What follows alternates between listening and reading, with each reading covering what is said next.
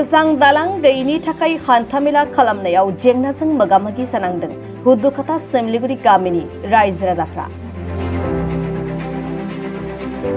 बाक्सा जिल्ला सालबारि मुखुमानि सिङाव थानाय हुदुखाता सिमलिगुरि गामिनि गंसे दालांनि थासारिया जोबोद गाज्रियाव दं।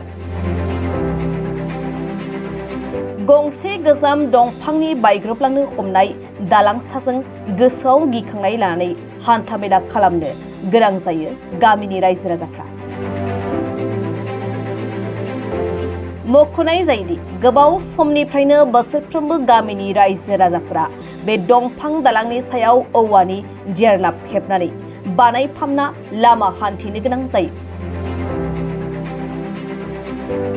दिनैबो गामिनि रायजो राजाफ्रा खौसेयै ओंखारनानै बे दंफां दालांनि सायाव औवानि जेरलाब हेबनानै हान्थामेलानि थाखाय राहा खालामनानै लादों। बेनिखायनो सालबारि मुखुमानि सिङाव थानाय हुदुखाता सिमलिगुरि गामिनि रायजो राजाफ्रा गावसिनि हान्थामेला खाबुनि थाखाय गंसे आरसीसी पाक्का दालां लुफुंनानै होनो थाखाय बिटिआर सरकार आरो गाहाय मावफुं सोद्रोमा प्रमद बर'निसिम खावलायहरदों।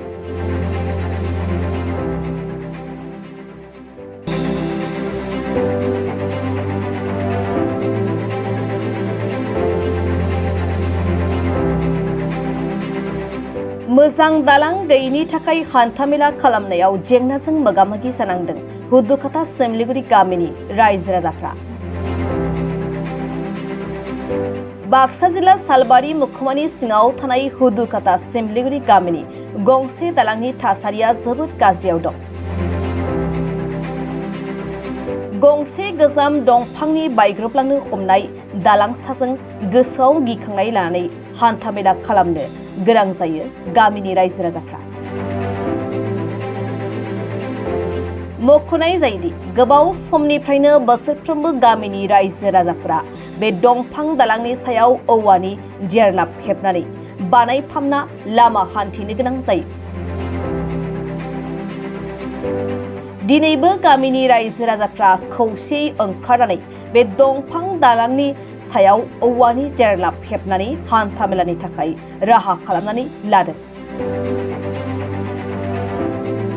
बेनिखायनो सालबारि मुखुमानि सिङाव थानाय हुदुखाता सिमलिगुरि गामिनि रायजो राजाफ्रा गावसिनि हान्थामेला खाबुनि थाखाय गंसे आरसीसी पाक्का दालां लुफुंनानै होनो थाखाय बिटिआर सरकार आरो गाहाय मावफुं सोद्रोमा प्रमद बर'निसिम खावलायहरदों।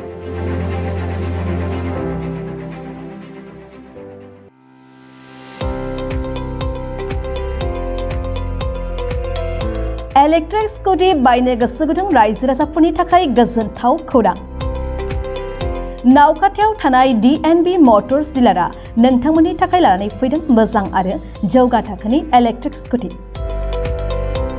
नोंथाङा नावखाथायाव फैनानै नोंथांनि गोसो बायदि बुमि अट'मबाइल कम्पानिनि इलेक्ट्रिक स्कुटिखौ बाङाय बेसेनावनो लांफैनो हागोन। तामुलपुर जिल्लानि सिङाव थानाय गडेश्वर आरो बगामाथि थांग्रा लामायाव थानाय नावखाथा सकआव दं बुमि अट'मबाइल कम्पानिनि इलेक्ट्रिक स्कुटिनि श'रुम। नोंथांमोना बे श'रुमाव बुमि अट'मबाइलनि गुबुन गुबुन मडेलफोरनि इलेक्ट्रिक स्कुटिखौ खम बेसेनावनो मोननो हागोन। बिटिआरजों लोगोसे सा-सानजा भारतनि गेजेरावनो गिबिसिन सौफैनाय DNB मटर्स श'रुमाव मोन' मडेलनि इलेक्ट्रिक स्कुटिफोर जेरै ग्रेस, फायर एक्स प्र', पावार TCL, फायर एक्स प्लास, ग्रीन भेक्टरि, सेलडन आरो राइडेन मडेलनि इलेक्ट्रिक स्कुटिफोरखौ मोननो हागोन। बेनिखायनो जायफोर गाव गावनि गारि सालायनायनि खरसाखौ बाङाय खालामनो सानदों आरो इलेक्ट्रिक स्कुटि लानो गोसो जादों, नोंथांमोना नावखाथा सकआव थानाय बुमि अट'मबाइल कम्पानिनि इलेक्ट्रिक स्कुटिनि श'रुमाव फैनानै गावनि मेगन खेबनाय इलेक्ट्रिक स्कुटिखौ फैनानै लांफैदो। नङाब्ला बांसिन रोखायै मिन्थिनो थाखाय 7002492305, 8822328098 आरो 9127429031 मबाइल नम्बराव फोनांजाब खालामदो।